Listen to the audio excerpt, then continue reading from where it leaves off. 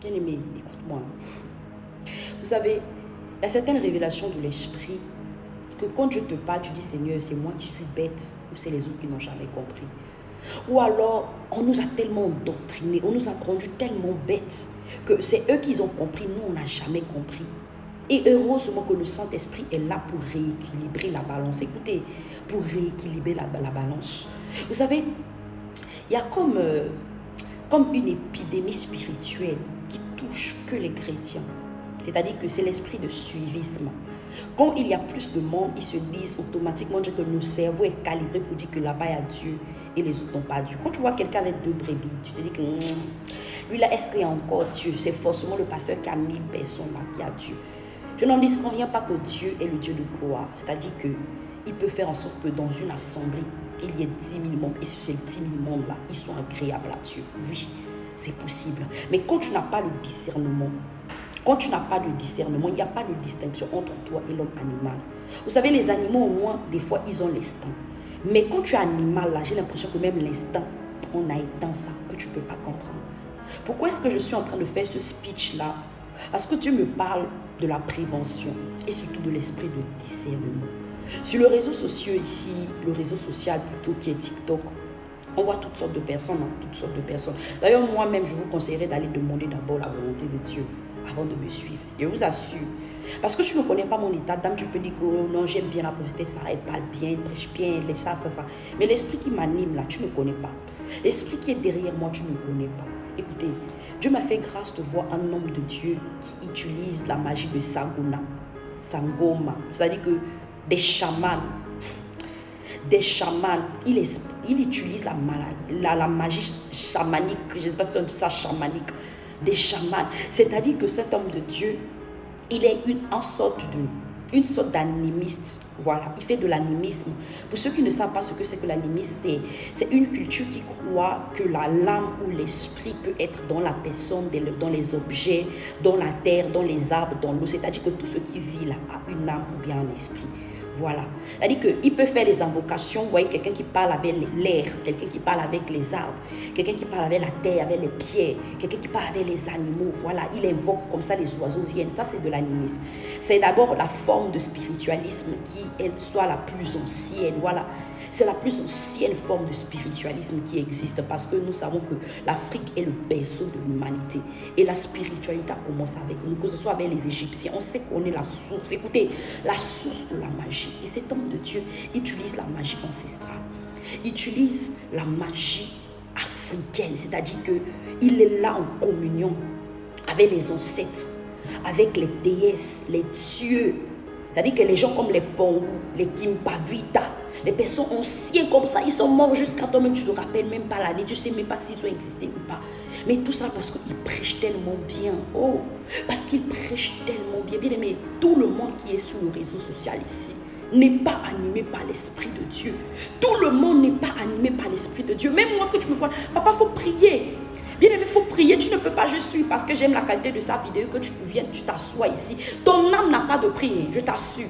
Ton âme n'a pas de prix. Pourquoi est-ce que je te parle? Tu as l'impression que mon esprit est révolté parce que moi-même je me trouvais dedans. Si Dieu ne me révèle pas là, qui va me révéler encore? Parce que aujourd'hui tout le monde est dans le paraître et dans l'apparence, mais c'est Dieu qui connaît la réalité, la vérité des choses.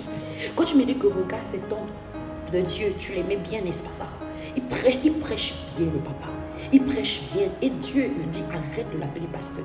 Arrête de dire qu'il est chrétien, il n'est pas chrétien. Il est religieux, voilà. Il est dans la religion. Et ce n'est pas la religion parce que le christianisme n'est pas une religion. Le christianisme, c'est une relation. Voilà. Il est dans la religion, une religion animiste. Animiste, c'est-à-dire qu'il est dans tout ce qui touche un peu à la magie comme ça. Avec les coris, avec les invocations, avec les chamans, avec les voyants, avec ce genre de choses. Et le pire, c'est qu'ici sur le réseau social, là, on suit des gens comme ça. Toi, chrétien, on va t'asseoir sur le live de quelqu'un qui jette tes coris. Oh non, il est divinateur, il est divinatrice, il est voyant. Mais à quel moment? Voilà pourquoi Dieu, l'autre jour, je lis le livre de Jérémie, il nous traite de prostituée. Vous pensez que la prostituée seulement souille son corps. Mais tu souilles également ton âme quand tu t'en vas là où il n'y a pas ton maître là-bas. On souille également nos âmes là où on s'en va. Et c'est tellement sale. C'est tellement ça. Pourquoi la mort a frappé Saül? C'est parce qu'il est allé désobéir à la dernière dimension où Dieu ne veut même pas de nécromancie, la magie des morts. Il s'en va jusqu'à ressusciter l'âme de Samuel. L'âme de Samuel contre la volonté de Dieu. Si tu lis la Bible, tu sauras que tout ce qui est astrologie, tout ce qui est nécromancie, tout ce qui est lecteur, liseur de astres, tout ça là, Dieu n'aime pas. Il traite ça de la prostitution. C'est une abomination devant Dieu. Mais quand Dieu nous parle comme ça, on est tellement dans le suivisme aujourd'hui. On est tellement dans le suivisme, bien-aimé. On ne prend même pas le temps, toi-même, tu ne prends même pas une heure de temps de t'asseoir dans ta chambre pour prier Dieu. Pour prier Dieu, pour dire Seigneur, réellement, qu'est-ce que tu veux de moi? Est-ce que cet homme de Dieu, mon pasteur, est-ce qu'il a Dieu? Celui-ci, est-ce qu'il a Dieu? Seigneur, mon âme. Où doit aller mon âme? Dans quelle bergerie toi? C'est là où on prophétise que tu viens. Moi, je vois ça. Des fois, quand je fais les lives pour prier pour les gens, là, il peut y avoir 50 personnes et tout. Mais quand on va sortir seulement que, oh non, ça devient live prophétique, tu vois quoi, on monte jusqu'à 100, 200 comme ça. Comme ça, jusqu'on monte, on monte. Jusqu'à l'autre jour, il y a eu des 100 000. J'aime dire que Seigneur, le peuple de Dieu. Est-ce que ça, c'est le peuple de Dieu?